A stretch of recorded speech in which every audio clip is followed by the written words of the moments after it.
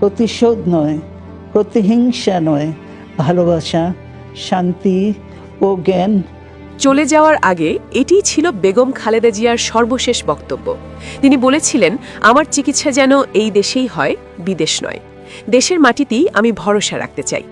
জীবনের শেষ নিঃশ্বাস পর্যন্ত তিনি এই বাংলার আকাশ, বাতাস আর মানুষের মায়াতেই নিজেকে বেঁধে রেখেছিলেন। উন্নত চিকিৎসার সুযোগ কিংবা প্রবাসে পাড়ি জমানোর হাজারো হাতছানি তাকে টলাতে পারেনি। তিনি চেয়েছিলেন তার জীবনের শেষ অধ্যায়টি যেন রচিত হয় তার প্রিয় স্বদেশের মাটিতেই। অবশেষে চিকিৎসাধীন অবস্থায় পৃথিবীর মায়া ত্যাগ করে না ফেরার দেশে পাড়ি জমালেন বাংলাদেশের 3 বারের সাবেক প্রধানমন্ত্রী ও বিএনপির চেয়ারপারসন বেগম খালেদা জিয়া। বুধবার বিকেল 3:03 জানাজা শেষে তাকে সমাহিত করা হয় প্রয়াত রাষ্ট্রপতি জিয়াউর রহমানের সমাধির পাশে। প্রিয় নেত্রীকে শেষ বিদায় জানাতে আসা লাখো মানুষের চোখের জলে ভারী হয়ে উঠেছিল ঢাকার আকাশ।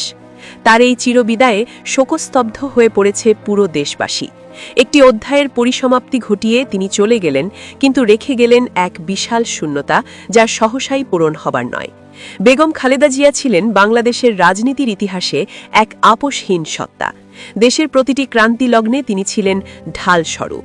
একজন সাধারণ গৃহবধূ থেকে সময়ের প্রয়োজনে তিনি হয়ে উঠেছিলেন রাজপথের লড়াকু সৈনিক। স্বৈরাচার বিরোধী আন্দোলন থেকে শুরু করে গণতন্ত্র পুনরুদ্ধারের প্রতিটি সংগ্রামে তার ভূমিকা ছিল অবিস্মরণীয়। মঙ্গলবার দেশের রাজনীতির এই নক্ষত্রের জীবনাবসানের মধ্য দিয়ে অবসান হল এক দীর্ঘ ও বর্ণাঢ্য অধ্যায়ের। তিনি এমন এক নেত্রী ছিলেন যিনি ক্ষমতার মসনদ নয়, জনগণের ভালোবাসা আর আস্থাকেই নিজের জীবনের ধ্রুব তারা মেনেছিলেন। জীবনের শেষ দিনগুলোতে শারীরিক অবস্থার চরম অবনতি হলেও তিনি দেশের চিকিৎসা ব্যবস্থার উপরই আস্থা রেখেছিলেন। সবশেষ ইংল্যান্ড থেকে ফেরার পর তার মনে এই বিশ্বাস আরও সুদৃঢ় হয়েছিল যে দেশের চিকিৎসকরাই তার প্রকৃত সেবা করতে পারবেন। তার ব্যক্তিগত চিকিৎসক ও দলের স্থায়ী কমিটির সদস্য ডাক্তার AZM জাহিদ হোসেন জানান, বেগম জিয়া সবসময় বলতেন, আমার চিকিৎসা এই দেশেই যেটা হচ্ছে এটাই যেন হয়।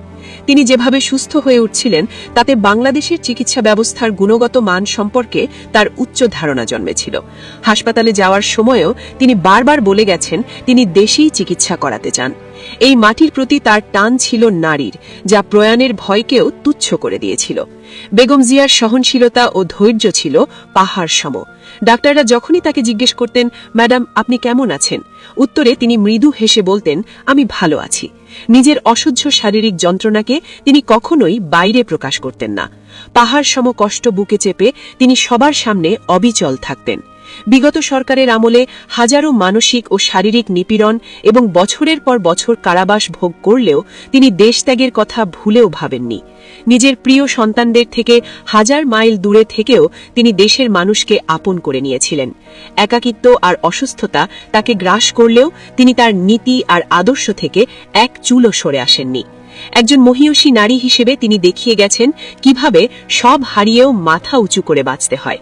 ক্ষমতার দম্ভ নয়, বরং ত্যাগের মহিমায় তিনি নিজেকে প্রতিষ্ঠিত করেছিলেন।